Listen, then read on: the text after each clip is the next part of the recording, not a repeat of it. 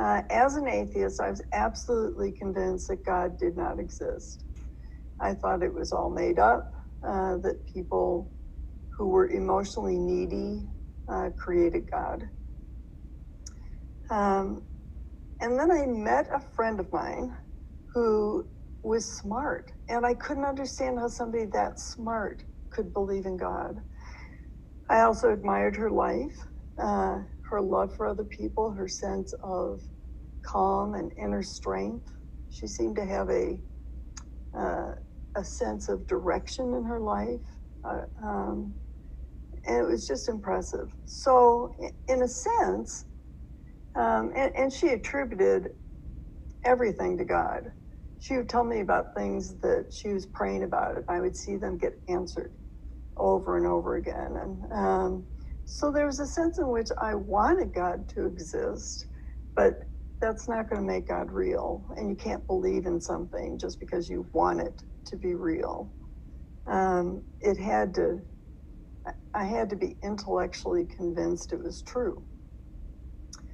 So I debated my friend for about a year and a half, and it was almost daily. And part of it was like many atheists, where I wanted to convince her that her beliefs were totally unfounded, that they were empty, there was no factual basis for it at all. But at the same time, she was my good friend, so I was also kind about it. I wasn't mean. But I did want to point out to her that her faith was based on nothing.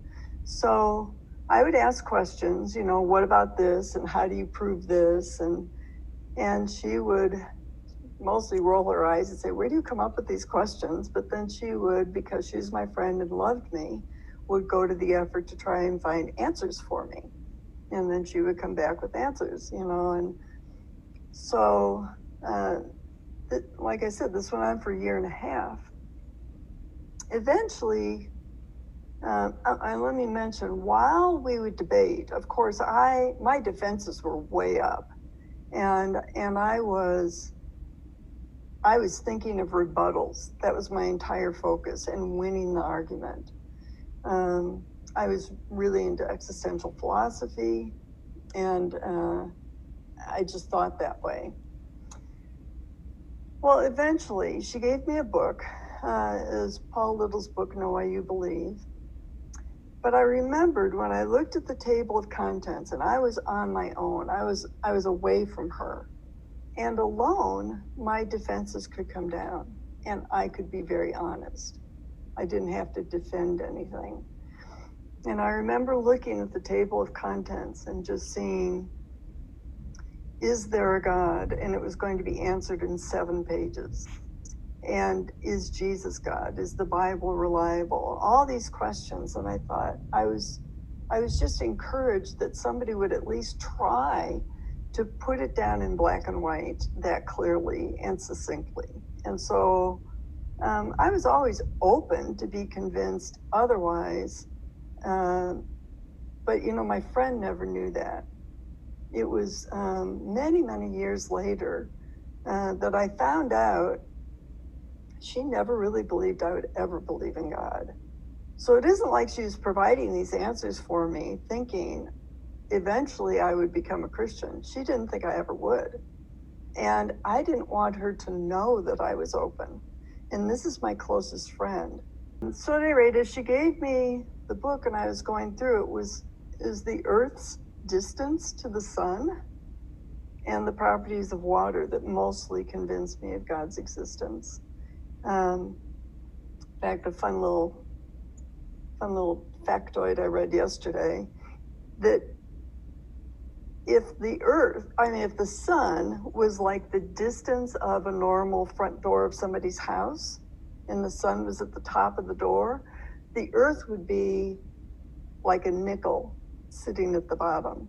So the size of the Earth and the distance to the sun, I knew that the margin of error was so slight that I knew that it wasn't by chance. And then you add up all these other scientific evidences, and God was very kind to provide that kind of factual basis for me, because I couldn't wordsmith my way around it. I couldn't philosophize about it. They were scientific facts in black and white.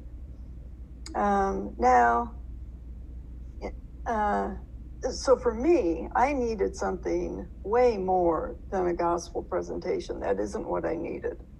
It wasn't that I needed somebody to show me how to begin a relationship with God, because that wasn't my question. It was his existence, and that required different information.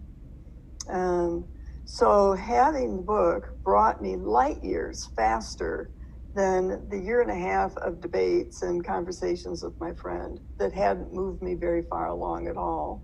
And that was my motivation in building EveryStudent.com, was to provide that kind of information to people that they could go to on their own when their defenses can come down and they can be honest when they're by themselves.